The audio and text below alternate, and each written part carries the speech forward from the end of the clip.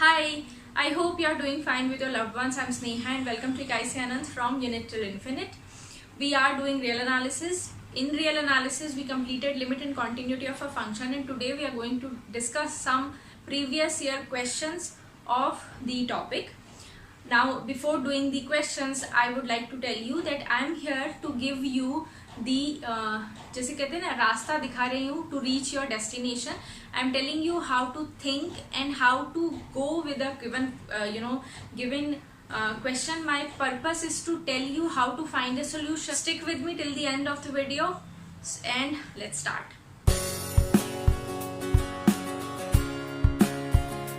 So the first question that we are going to discuss is this with 4 options. The question says that a function is given from R to R such that it satisfies this functional equation. Along with this equation, it's given that function x, fx is, I would say the limit of the function is there at x equal to 0, and then I have to choose among 1, 2, 3 and 4. It's a multiple correct answer type of question. So last video में हमने पढ़ा था functional equation और हमने देखा था that if my function it's somehow it's somehow satisfy a functional equation, first thing, and second thing we said that it's continuous at one single point, right? एक भी किसी पॉइंट पर continuous होगा तो वो कैसा फंक्शन हो जाएगा, हमारा कॉन्टिन्यूस फंक्शन हो जाएगा ऑन आर. और वो फंक्शंस हमने देखे थे कि कुछ इस तरह से थे दैट वो एलिमेंट्री फंक्शंस थे, right? A raise to the power X, C X, E raise to the power X, और log function, cosine function, sine function type के. तो यहाँ कॉन्टिन्यूटी तो नहीं दी हुई है हमें, बट लिमिट जरूर दिया हुआ है हमें कि लिमिट एग्जिस्ट कर रहा है इस पे. तो अगर मैं वही जो हमने क्राइटेरिया पढ़ा था उसी को यहाँ पर अप्लाई करूँ तो ये जो फंक्शनल इक्वेशन है ये this is satisfied by the function e raised to the power x for all x belonging to r, right? इस फंक्शन ये वाला जो फंक्शनल इक्वेशन है ये सेटिस्फाई करता है. This is defined from r to r, limit is also 1. सो हम इस इस फंक्शन की हेल्प से हम ऑप्शंस को डिस्कार्ड कर सकते हैं. Always keep in your mind that जब भी आपके पास ऐसे क्वेश्चन है, किसी भी आप कॉम्पिटेटिव एग्जाम में बैठ रहे हो और उन्होंने कोई क्वेश्चन दिया है ना, तो वहाँ आपको थ्योरम और प्रूफ्स करने की ज़रूरत नहीं है. Either you tick one option if you are absolutely sure that this is a result जो डायरेक्ट अप्लाई हो रहा है. Otherwise you just have to think about very elementary functions. बहुत अगर मैं रियल एनालिसिस में फंक्शंस की बात करूँ तो बहुत ही एलिमेंट्री फंक्शंस की हेल्प से आपके ना ऑप्शंस डिस्कार्ड होने लग जाएंगे. आपको ये पता चलने लग जाएगा कि सही का तो पता नहीं, ये गलत है ज़रूर, तो ये करेक्ट नहीं होगा, ठीक है? तो इसमें भी आपने देखा कि हाँ ये कुछ इस तरह से था, कॉन्टिन्यूटी नहीं दी हुई है बट लिमिट दिया हुआ है एक पॉइंट पर कि लिमिट 1 है, और मेरा ये जो फंक्शन है ना e raised to the power x, ये इस लिमिट को सेटिस्फाई भी कर रहा है. तो चलो कोई हार्म नहीं है, इसको यूज करके मैं अपने ऑप्शंस डिस्कार्ड कर सकती हूँ. This is true for all X belonging to R. तो सबसे पहली चीज देख लो, it says that F is strictly increasing. If I just substitute this by minus X तो कोई क्राइटेरिया तो खराब नहीं हुआ, सारा क्राइटेरिया एज इट इज रहेगा. But it's a decreasing function e raised to the power minus X. If you remember the graph of e raised to the power x, वो कुछ ऐसा ग्राफ था. It's increasing but e raised to the power minus x का graph कुछ ऐसा बनेगा which is decreasing. तो first option wrong हो गया क्योंकि I have one function with me which is continuous that satisfies all these criterias and it's not strictly increasing. तो ये क्राइटेरिया मेरा खत्म हो गया. दूसरा वाला एफ इज आइदर कॉन्स्टेंट और बाउंडेड. ना तो एफ कॉन्स्टेंट है ना बाउंडेड है, तो ये भी गलत हो गया, ठीक है? थर्ड में देखो, दे आर सेइंग दैट अगर मैं x को किसी p by Q times x से मल्टीप्लाई करके फिर देखूं plus minus x e raised to the power plus minus x कुछ भी, सो this is nothing but e raised to the power x raised to the power p by q plus minus whatever I'm defining. So this is true. Also we know from जो छोटा सा elementary calculation करके भी हम ये चीज़ show कर सकते हैं that if a functional is satisfying this equation तो वो रैशनल पे भी ये चीज़ फॉलो करेगा. बट हमारा e raised to the power x से काम बन रहा था, हमें पता चला हाँ ये तो हो सकता है. Second thing, F x is greater than 0. F x का मतलब होता है रेंज ऑफ द फंक्शन, ठीक है? तो फंक्शन पॉजिटिव है बोल रहे हैं, दिख भी रहा है. e raised to the power x भी पॉजिटिव है, e raised to the power minus x भी पॉजिटिव है, एक्स एक्सिस के अबव लाई करता है. सो ये ऑप्शन भी करेक्ट हो गया, राइट? तो ये फर्स्ट क्वेश्चन था, फंक्शनल इक्वेशन आया हुआ था इसमें, ऑल्दो कॉन्टिन्यूटी गिवन नहीं थी. लिमिट गिवन था, मुझे पता चला e raise to the power x जो होता है वो ये एलिमेंट्री फंक्शन वो ये फंक्शनल इक्वेशन सेटिस्फाई करता है, and hence I can take e raise to the power x, है ना, बेटर साइड होगा मेरा कि e raise to the power x लेकर के मैं ऑप्शंस डिस्कार्ड करूं। ये चीज जरूर ध्यान रखना है कि this is true for all x belonging to R, so negative के लिए भी है। तो यहाँ से मुझे ये देखो, क्योंकि e raise to the power x देखते ही ना ऐसे लगेगा हाँ इट्स स्ट्रिक्टली इंक्रीजिंग, बट हम भूल जाएंगे कि that function is defined for all of the R, और हम उसका जो आर्ग्यूमेंट है उसको चेंज कर सकते हैं। e raise to the power x जो काम करता है वही e raise to the power minus x भी करेगा, एक इंक्रीजिंग फंक्शन है, डिक्रीजिंग फंक्शन है। So this was the first question, right. Second question is given that f is a function from positive r to r is uniform continuous, then which of the following is true. ठीक है, ये question I guess single correct option है। ठीक है, तो हमें देखना है, ये देखो डायरेक्ट जो मैं कह रही थी ना, जब मैंने यूनिफॉर्म कॉन्टिन्यूटी के क्राइटेरियाज बताए थे तब बता रही थी कि ये वो टेस्ट हैं, 7 टेस्ट हमने किए थे, ये वो टेस्ट हैं जिनसे डायरेक्ट क्वेश्चन आ रहा है, ये वही वाला टाइप का क्वेश्चन है। ठीक है, वहाँ हमने पढ़ा था कि अगर मेरा फंक्शन ऐसे ओपन इंटरवल से कहीं डिफाइंड है और वो यूनिफॉर्म कॉन्टिन्यूअस है, तो डायरेक्ट रिजल्ट मैंने पढ़ा था दैट ये जो लिमिट होगी ना 0 पॉजिटिव पर, दिस विल एग्जिस्ट, इन्फिनिटी पर हो भी सकता है नहीं भी हो सकता है। जब मैंने बाउंडेड इंटरवल की बात करी थी a to b या ओपन इंटरवल a b, उस पर यूनिफॉर्म कॉन्टिन्यूटी का क्राइटेरिया था इफ एंड ओनली इफ। ठीक है, a प्लस और b माइनस पर लिमिट एग्जिस्ट करनी चाहिए, बट जब मैंने r पर minus infinity to minus infinity या open interval a to infinity minus infinity to b पर बात करी थी, तो वो इफ देन का क्राइटेरिया था। If limit at plus infinity minus infinity they exist then the function is uniform continuous. तो हम इन्फिनिटी पर तो कुछ नहीं कह सकते, तो वो जितने ऑप्शन जहाँ लिखा है कि x approaches to infinity fx exist, वो ट्रू नहीं होगा।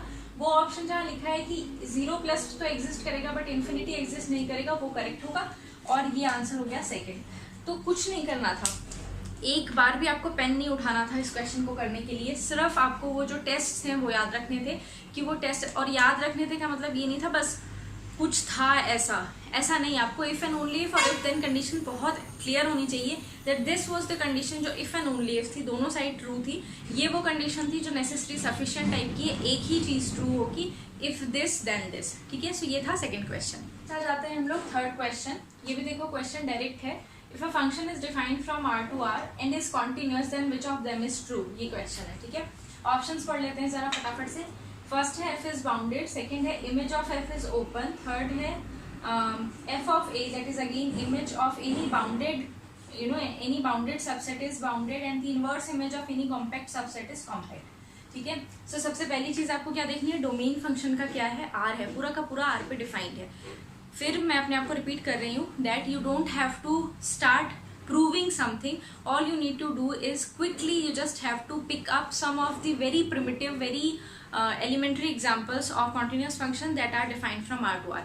याद है हमने continuous functions define करने शुरू किए थे, constant functions, simple polynomial type के function, sin x, cos x, log x, e raised to the power x। तो ऐसे कोई भी elementary function आप एक उठाओ, उससे आपको पता चल जाएगा। देखो सबसे पहले जो पहला ऑप्शन देखा आपने बाउंडेडनेस, उसके लिए आपने सोचा एक फंक्शन आपने डिफाइन कर दिया fx इक्वल टू से x, ठीक है, ऑन r, ये डिफाइन किया।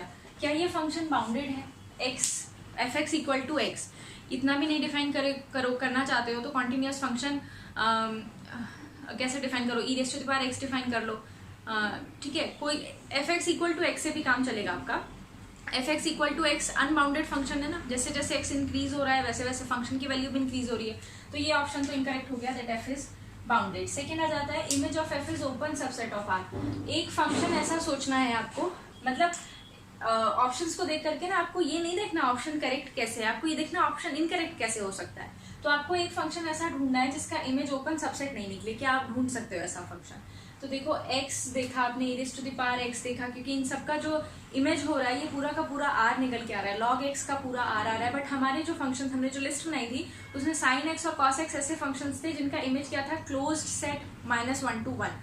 तो ये कह रहे हैं image of f, if I define for this, if I define my fx as sin x, ठीक है, तो इमेज क्या होगी ऑन r, हमें मालूम ऑलरेडी हमने वो टेबल भी बनाई थी अच्छी सी इसकी इमेज के लिए। ये इमेज क्या है, closed interval -1 to 1, so it's not an open subset of r, ये ऑप्शन इनकरेक्ट हो गया। ठीक है, फिर हम कह रहे हैं, अच्छा इसी एग्जाम्पल को अगर आप यहाँ यूज करोगे ना, F inverse of A is, क्योंकि ये देखा मुझे कि ये कॉम्पैक्ट सबसेट है और ये इनवर्स इमेज की बात कर रहे हैं, इसका मतलब अगर इसी फंक्शन का अगर मैं एफ इनवर्स ऑफ -1 to 1 देखूँ तो क्या आएगा, पूरा का पूरा आ रहेगा। Remember we did inverse functions जिसमें हमने देखा था और हमने थोड़ा ऑब्जर्व भी किया था, जो साइन फंक्शन का जो डोमेन है वो इनवर्स फंक्शन का इमेज बनता है और जो इनवर्स फंक्शन का डोमेन होता है वो साइन फंक्शन का इमेज बनता है। तो ये भी करेक्ट हो गया, इनकरेक्ट हो गया, that F inverse A is compact for all compact subset of R because I have a function which is continuous on R such that the inverse image of the compact set -1 to 1 is R. तो ये incorrect हो गया। Since it was a single correct answer तो यही correct होना ही चाहिए। और वैसे भी अगर आपने देखा है मेरा फंक्शन कैसा है, कॉन्टिन्यूअस है ऑन आर टू आर, और फिर वो कह रहे हैं कि किसी बाउंडेड सेट के ऊपर हमने इमेज कंसीडर करी और कह रहे हैं बाउंडेड है, ये डायरेक्ट रिजल्ट है that any continuous function which is defined on a bounded set is bounded. तो या तो आप डायरेक्ट स्टेटमेंट देख करके पता चल जाएगा आपको कि हाँ ये करेक्ट है, या फिर आप इस तरह से काउंटर एग्जाम्पल सोच सकते हैं कि ये, और काउंटर एग्जाम्पल्स फेवर में नहीं सोचने कभी भी कि हाँ इस इस ऑप्शन को फेवर कर रहे हैं, ऐसे सोचना है कि क्या इससे ऑपोजिट हो सकता है, क्योंकि हमें वो ज़्यादा ध्यान देना, ऑपोजिट अगर हमें मिल जाए ना और हमें आ जाए किसी भी ऑप्शन को देख करके उसका काउंटर एग्जाम्पल देखना कि इस एग्जाम्पल की वजह से ये ऑप्शन इनकरेक्ट है, तो हमारा एग्जाम क्लियर हो जाएगा, to be very honest, right. Next question करते हैं। नेक्स्ट क्वेश्चन है, ये छोटा सा क्वेश्चन है। It says that which of the following functions are uniform continuous on the interval 0-1। तो uniform continuous on the interval 0-1 का मतलब क्या होता था, a function the function in question it has to be continuous on this interval, जिस भी interval की बात कर रहे हैं हम, और एंड पॉइंट्स पर लिमिट एग्जिस्ट करनी चाहिए। तो ये देखो e raised to the power x and sin x they are continuous function, किसी भी r के किसी भी सबसेट पर कॉन्टिन्यूअस होंगे। यूनिफॉर्म कॉन्टिन्यूटी के लिए मुझे क्या चाहिए, 0 प्लस पे और 1 माइनस पे लिमिट एग्जिस्ट करती है या नहीं। e raised to the power x अगर आप सोचोगे लिमिट, मैं थोड़ा लिख देती हूँ, limit x approaches to 0 plus and I have to check limit x approaches to 1 minus of e raised to the power x, ये एग्जिस्ट करेंगे, this is 1, e raised to the power x, this is e, ये दोनों exist करेंगे, so this function is uniform continuous without any doubt. Again x की तो बात ही नहीं करनी चाहिए मुझे लगता है ना, कॉन्टिन्यूअस होगा, दिस बिकम्स 0, दिस बिकम्स 1, दोनों लिमिट एग्जिस्ट करेगी, तो ये भी कॉन्टिन्यूअस हो गया, यूनिफॉर्म कॉन्टिन्यूअस हो गया फॉर दैट मैटर। यहाँ आ जाते हैं tan पाई x/2। जैसे ही मैं x को यहाँ या ना इस फंक्शन के लिए tan पाई x/2 मैंने x को 0 से रिप्लेस कर दिया, तो what is the value of tan 0 right. But यहाँ पर जैसे ही मैंने 1 से रिप्लेस कर दिया, this is not defined, right, not defined, तो ये फंक्शन तो यूज ही नहीं होगा क्योंकि ये लिमिट एग्जिस्ट नहीं करेगी, ये नहीं होगा। sin x again sin 0 defined है, sin 0 is 0 and sin 1 is something sin 1 है ना, sin 1 की वैल्यू कुछ होती है, अच्छी फाइनाइट वैल्यू कुछ होती है, so this is uniform continuous. So यहाँ पर आपको क्या ध्यान रखना था, that on a bounded interval of finite length, bounded interval of finite length का मतलब है या तो वो क्लोज हो सकता है या ओपन हो सकता है, दोनों ही केस में आपको क्या देखना है, एंड पॉइंट्स पर लिमिट एग्जिस्ट करती है या नहीं, ठीक है। नेक्स्ट क्वेश्चन करते हैं। नेक्स्ट क्वेश्चन है, डायरेक्ट क्वेश्चन है, F S from R to R is monotonic, I have to decide the set of discontinuities, जो पॉइंट होंगे वो कैसे होंगे। मैंने मोनोटॉनिक फंक्शन के साथ आई गेस ये डिस्कस नहीं किया था, बट मोनोटॉनिक जो फंक्शंस होते हैं अगर वो डिसकॉन्टिन्यूअस होते हैं तो उनकी डिसकॉन्टिन्यूटी किस तरह की होती है, ओनली जब डिसकॉन्टिन्यूटी होती है कह सकते हैं हम, बट जो उसकी कॉन्टिन्यूटी का सेट जो होता है वो काउंटेबल होता है। तो ये एक रिजल्ट है, आपको एकदम याद रखना है। मोनोटॉनिक उन 7 जो रिजल्ट मैंने लिखे थे ना यूसी के साथ, उसके साथ एक और पॉइंट, 8th पॉइंट लिख करके नोट कर दो, दैट मोनोटॉनिक फंक्शंस अगर हैं तो set of discontinuity is always countable. तो अगेन बिना पेन उठाए आपको पता चला ये नहीं हो सकता क्योंकि डिसकॉन्टिन्यूटी हो सकती है। काउंटर एग्जाम्पल हो गया स्टेप फंक्शन, क्योंकि डिसकॉन्टिन्यूटीज हैं ऑन जेड। फाइनाइटली मेनी नहीं है, सेम एग्जाम्पल विल वर्क, क्योंकि फाइनाइटली मेनी नहीं है, क्योंकि discontinuity Z is a countable set, countably finite है। So third question is correct, at most countable हो सकते हैं, ठीक है, अनकाउंटेबल नहीं हो सकते, कभी भी नहीं हो सकते, ठीक है। So this option is correct, बाकी सब इनकरेक्ट है। अगेन सिर्फ अगर आपको रिजल्ट याद है तो बिना कुछ सोचे, बिना कुछ लिखे, बिना कुछ दिमाग लगाए, बस उस रिजल्ट को याद करके और आप ऑप्शंस चूज कर सकते हो। नेक्स्ट क्वेश्चन करते हैं। क्वेश्चन में वो लोग कह रहे हैं that a function is defined from open interval 0 1 to r such that the function satisfies this inequality for all x y belonging to the domain, then which of them is true. अब इस inequality को देख करके आपको holders inequality मैं बोलूं या लिपस्टिट inequality याद आएगी, ठीक है। लिपस्टिट इनइक्वालिटी में एक के होना चाहिए था यहाँ, और होल्डर में मैंने स्पेशल केस पढ़ा था that if my alpha, holders inequality अगर आपको याद है तो कुछ इस तरह से थी, fx minus fy mod is less than equal to mod x minus y raised to the power alpha। फिर मैंने केसेस पढ़े थे, if alpha is positive then the function is uc and if alpha is greater than 1 then the function is a constant function। तो इसको देख करके मुझे कुछ कुछ वो याद तो आ रहा है, बट यहाँ पर एक्स वाई नहीं है, cos x minus cos y है। But again cos x minus cos y के लिए you can directly say that my this inequality can be written as cos this is less than mod cos x minus cos y and mod cos x minus cos y is further less than x minus y, right? क्योंकि cos x और cos y जो होते हैं इनकी maximum minimum value 1 और -1 होती है, दोनों का difference mod x minus y से लेस होगा, ठीक है। तो ये आ गई मेरी वही inequality. Now what is alpha? Alpha is 1 actually, यहाँ पर है ना, कुछ भी नहीं है, alpha is 1। So alpha is positive, that means function is uniformly continuous. Third option correct हो गया, ये इनकरेक्ट हो गया, है ना। ये कह रहे हैं नॉट यूनिफॉर्म कॉन्टिन्यूअस, ये कह रहे हैं डिसकॉन्टिन्यूटी होगी, ये तो हो ही नहीं सकता। In fact function is a constant function. Next they are saying that function जो होगा उसका लिमिट एग्जिस्ट करेगा 0 प्लस पे, ऑब्वियसली करेगा, क्योंकि अगर फंक्शन किसी ओपन इंटरवल पे यूसी होता है, यूनिफॉर्मली कॉन्टिन्यूअस होता है, तो उसके एंड पॉइंट्स पर लिमिट एग्जिस्ट करती है। So this is also true, ठीक है। सो ये भी डायरेक्ट इम्प्लीकेशन था होल्डर्स कंडीशन का। और इस तरह के सेम ऐसा ही क्वेश्चन है, यहाँ पर cos x और cos y की जगह sin x और sin y लिख करके एक और क्वेश्चन बना दिया, और सेम ऑप्शंस भी सेम ही पूछे हैं, ठीक है। सो ये हो गया हमारा ये वाला क्वेश्चन। अब हम लोग अगला करते हैं। नेक्स्ट क्वेश्चन है I have to find out which of the following statement is true, ठीक है। कौन सी स्टेटमेंट ट्रू है किसी कॉन्टिन्यूअस फंक्शन के लिए? सारे मैप्स कैसे हैं? कॉन्टिन्यूअस है। First option is saying that there exist a continuous map from r to r such that f of r is equal to q, f of r is equal to z। Third option is saying that function is defined from r to r2, है ना, r cross r Cartesian product of r, उस पे सच that the image is the set like this. और fourth है कुछ इस तरह से। सबसे पहली चीज देखो, फर्स्ट दो options, your function is defined from r to r, पूरा का पूरा r से r पे। r कैसा होता है? कनेक्टेड होता है एक सेट, और फंक्शन कैसा है? कॉन्टिन्यूअस फंक्शन है। तो हमने वो वाला रिजल्ट पढ़ा था ना, IVP से हमने कंक्लूड किया था that image of a connected set in R, connected subset in R under a continuous map is always connected। तो इसका मतलब क्या हुआ है? जो इमेज होगा इस फंक्शन का, it has to be connected. Q और Z कनेक्टेड नहीं होते क्योंकि ये डिस्क्रीट पॉइंट्स होते हैं। तो ये दोनों ऑप्शन तो इनकरेक्ट हो गए, ठीक है। तो ये दोनों ऑप्शंस तो नहीं हो सकते। फिर आते हैं हम इस पर, ये डिफाइन करना चाह रहे हैं कि मैंने फंक्शन डिफाइन किया है R से, कहाँ पर? R2 पर, और इसकी जो इमेज है वो यहाँ आ जाए, ठीक है। तो ऐसा फंक्शन देखो मैं डिफाइन कर सकती हूँ। मुझे कहाँ लेकर आना है? इमेज को यहाँ लेकर के आना है।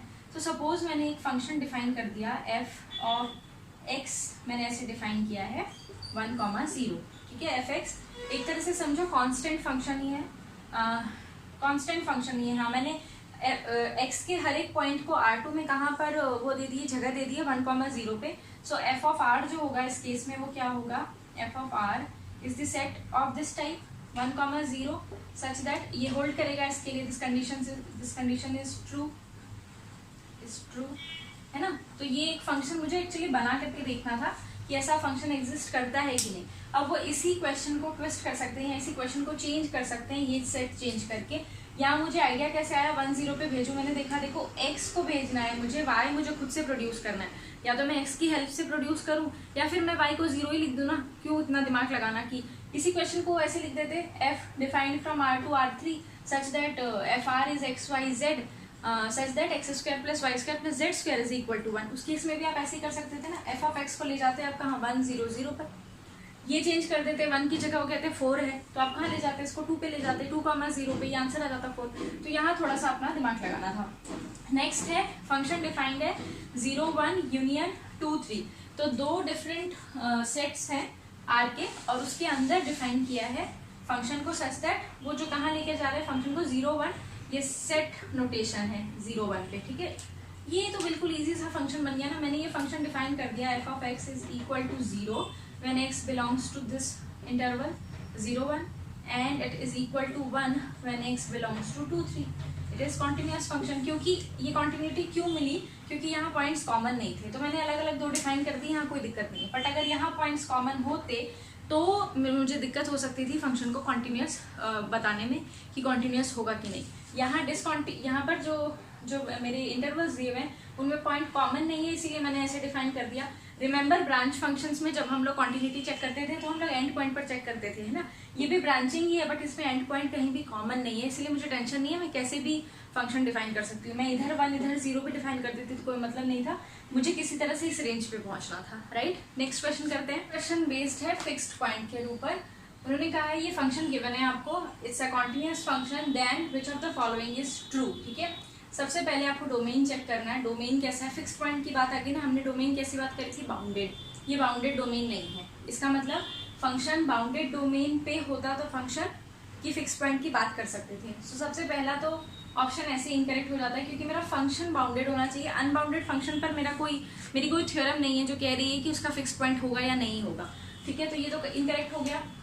सेकेंड ऑप्शन वो कह रहे हैं if my function is bounded, इसका मतलब क्या है, इस कंडीशन का मतलब f(x) is less than equal to m for all x belonging to the domain, that means my function is bounded। अब मैं कह सकती हूँ that once a function is bounded, और ये दोनों चीज डोमेन और रेंज सेम है, डोमेन पे फंक्शन बाउंडेड है, कॉन्टिन्यूस है, तो उसका एक fixed point, at least 1 fixed point तो होगा। So second option is correct. Third they are saying if f has a fixed point it is unique. हमने अभी स्टेटमेंट बोली थी कि अगर फंक्शन बाउंडेड भी हो जाएगा, पहली बात तो फंक्शन पे अगर फिक्स्ड पॉइंट होगा तो जरूरी नहीं है वो यूनिक हो।